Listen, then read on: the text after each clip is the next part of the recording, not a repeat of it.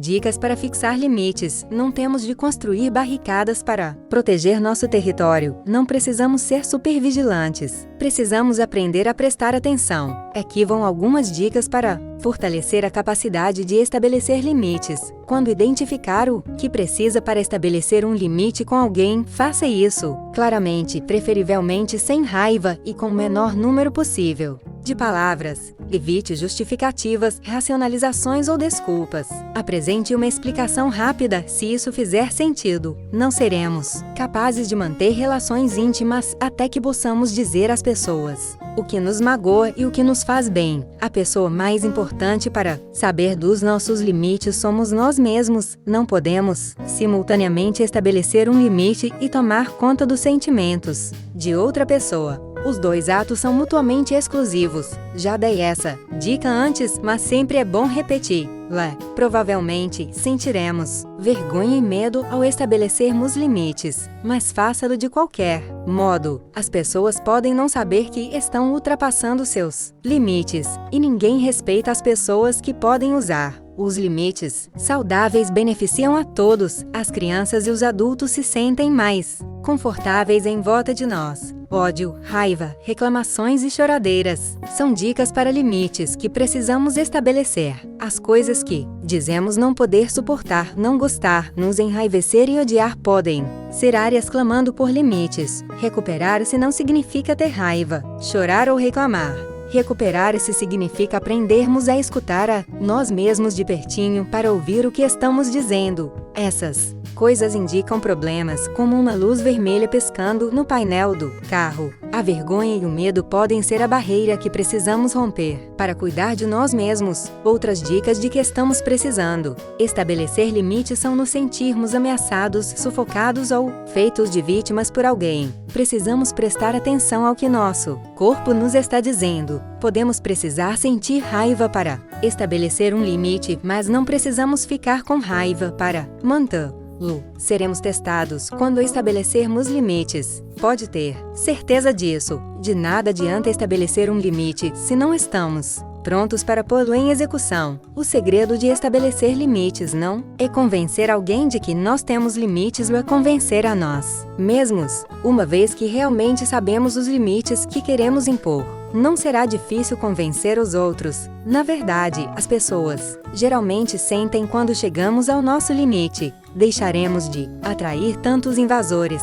As coisas mudarão. Uma mulher foi ao seu terapeuta e recitou sua lista costumeira de reclamações sobre o marido. Quando isso vai ter um fim? Perguntou ela ao terapeuta. Assim que você quiser, respondeu o terapeuta. Prepare-se para acompanhar seus limites, agindo de acordo com eles. Nossos limites precisam combinar com nosso comportamento. O que dizemos precisa combinar com o que fazemos. Se você diz que é um limite seu não deixar que ninguém dirija seu carro, mas continua a deixar que as pessoas tomem seu carro emprestado e depois reclama disso, isso não é um limite. Consequências e ultimatos são uma maneira de cumprir limites. Por exemplo, se você estabeleceu um limite de que não conviverá mais com um alcoólico praticante e um alcoólico praticante convive com você, você pode dar a ele ou ela um ultimato, ou a pessoa para de beber e começa a recuperar-se, ou você vai embora. Ouço muito as pessoas reclamarem que estabeleci um limite, mas Afonso não obedece. Os limites são para tomar conta de nós mesmos, não para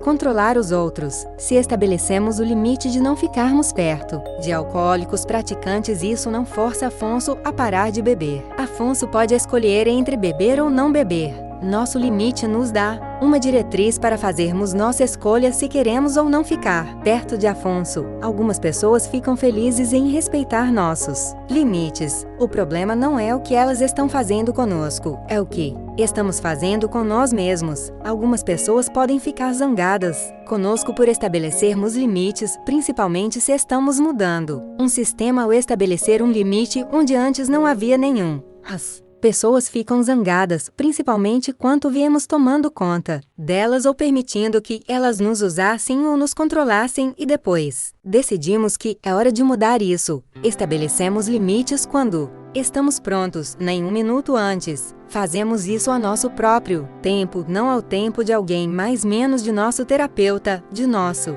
grupo, nem de nosso orientador. Porque isso está ligado ao nosso crescimento. Um grupo de apoio pode ajudar-nos quando lutamos para estabelecer e aplicar limites. Pode ser valioso sermos reassegurados sobre o que é normal e o que não é, sobre quais são e não são os nossos direitos. Uma torcida pode ajudar-nos bastante quando lutamos para assegurar esses direitos. Existe também um lado divertido na fixação de limites. Além de aprendermos a identificar o que nos magoa e o que não gostamos, aprendemos a identificar o que gostamos, o que nos faz sentir bem, o que desejamos e o que nos dá prazer. É aí que começamos a melhorar a qualidade de nossa vida. Se não estávamos certos de quem somos, do que gostamos e desejamos, passamos a ter direito a essas excitantes descobertas. Os limites são um problema pessoal. Eles refletem nosso crescimento e contribuem para esse crescimento, para nosso ego, para nossa ligação com nós mesmos, com nosso poder superior e com outras pessoas. Prestar atenção ao que gostamos, ao que queremos, ao que nos faz bem e ao que nos magoa só contribui para nosso crescimento e amadurecimento. Quando assumirmos riscos e aprendermos mais sobre quem somos, nossos limites e nós mesmos emergiremos. Quando atravessarmos situações diferentes, enfrentaremos a necessidade de estabelecer novos limites sobre o que magoa, o que nos faz sentir bem, o que gostamos e não gostamos. Estabelecer limites é um processo contínuo de escutar e respeitar a nós mesmos e aos outros, compreender nossos direitos e cuidar de nós mesmos. Lute pelo equilíbrio, lute pela flexibilidade, lute por uma sensação saudável de si mesmo e de como você merece ser tratado. Viver saudavelmente significa que você se dá de vez em quando, mas há uma grande diferença entre dar e ser roubado. Está listado aqui algumas dicas, mas não existe um guia para a fixação de limites. Cada um de nós tem seu próprio guia dentro de si. Se continuarmos a trabalhar na recuperação, nossos limites se desenvolverão. Eles ficarão saudáveis e sensíveis. Nossos egos nos dirão o que precisamos saber e amaremos a nós mesmos o bastante para ouvirmos. Pergunte a si mesmo: o que me machuca? Escute e pare a dor. Pergunte a si mesmo: o que me faz sentir bem? Se alguma coisa o faz sentir-se bem, você é um vencedor. Pergunte a si mesmo: o que é meu? Se é seu, você pode.